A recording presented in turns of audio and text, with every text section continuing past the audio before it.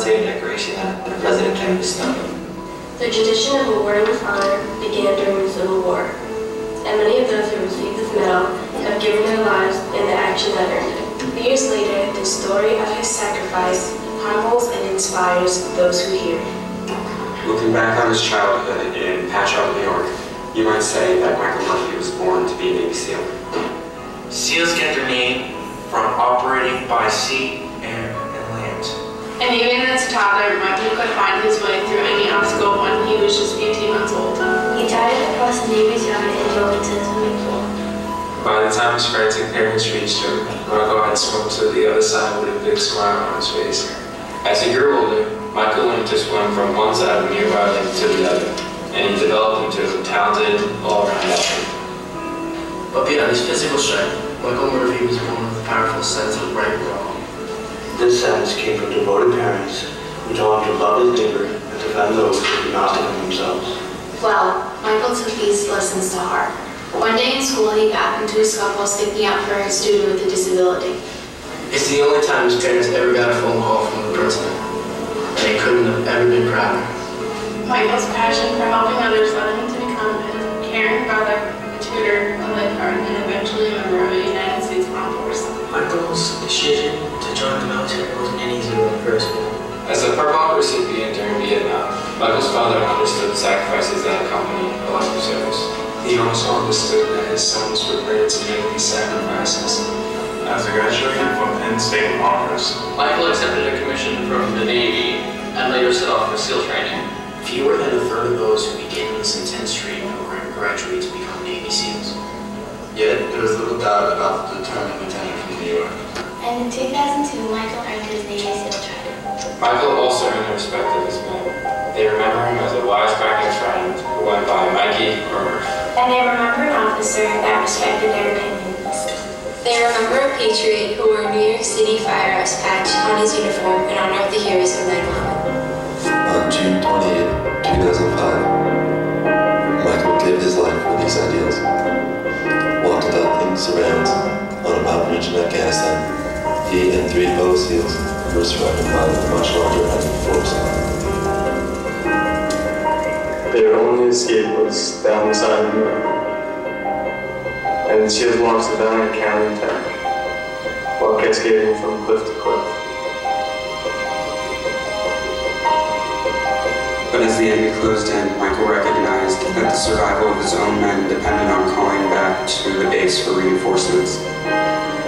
With complete disregard for his own life, he moved into a clearing where his phone would get reception. Yet his grace and upbringing never deserted him. Though severely wounded, he said thank you before hanging up, and he returned to the fight before losing his life. Unfortunately, the helicopter carrying the reinforcements never reached the sea. It crashed after being struck by a rocket-propelled grenade. And in the end, more Americans died in Afghanistan on June 28, 2005 than on any other day since the beginning of Operation Enduring Freedom. This day of tragedy also has the sad distinction of being the deadliest for Navy's Special Warfare Forces since World War II. One of Michael's fellow SEALs did make it off the mountain ridge.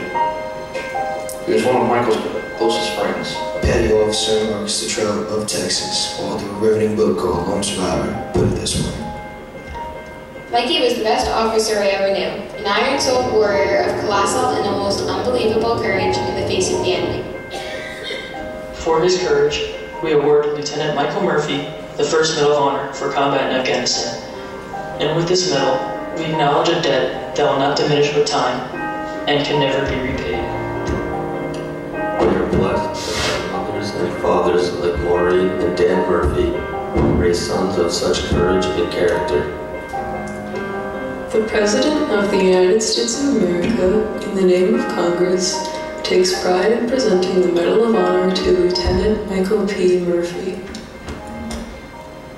For conspicuous gallantry and intrepidity at the risk of his life above and beyond the call of duty. As the leader of Special Reconnaissance Element with Naval Special Warfare Task Unit, Afghanistan. on 27 and 28, 2005. While leading a mission to locate a high-level anti-coalition militia leader, Lieutenant Murphy demonstrated extraordinary heroism in the face of grave danger in the vicinity of Asadabad, Konark Province, Afghanistan. On June 28, 2005, operating in an extremely rugged, enemy-controlled area, Lieutenant Murphy's team was discovered by anti-coalition militia sympathizers who revealed their position to Taliban fighters. Demonstrating exceptional resolve, Lieutenant Murphy valiantly led his men in engaging the large enemy force. Ignoring his own wounds and demonstrating exceptional composure, Lieutenant Murphy continued to lead and encourage his men. When the primary communicator fell mortally wounded, Lieutenant Murphy repeatedly attempted to call for assistance for his beleaguered teammates. Realizing the impossibility of communicating in the extreme terrain, and in the face of almost certain death, he fought his way to an open terrain to get a better position to transmit a call. In his final act of bravery, he continued to engage until he was mortally wounded, gallantly giving his life for his country and for the cause of freedom. By his selfless leadership, courageous actions, and extraordinary devotion to duty, Lieutenant Murphy reflected great credit upon himself and upheld the highest traditions of United States service. The only serviceman to win the Medal of Honor for heroism in Afghanistan is buried in Section 67, Plot 3710 at Calverton National Cemetery, off exit 68 of the Long Island Expressway, 12 miles from the home where he grew up. I go every Friday, as Murphy said. I talk to Mike, I tell him what's new. I told him about the Medal of Honor. I said, you probably already know. I said, you did good, kid. A new headstone is being cut to add the new honor. The government's standard white markers stick out of the ground only 26 inches. And it was hard fitting in all of Lieutenant Murphy's information. It took 4 versions before we got it right, says the father. As a veteran, Mr. Murphy is entitled to be buried at Calverton and has requested that he be buried next to his son. It is spelled out in my will, he said. The final line he wants to be etched on a tombstone. Together again.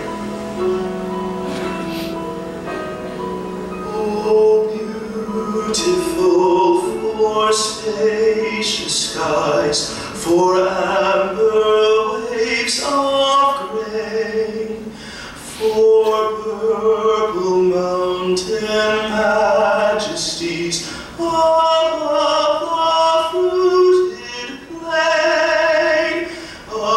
America, America, God shed his grace on thee, and crown thy good with brotherhood from sea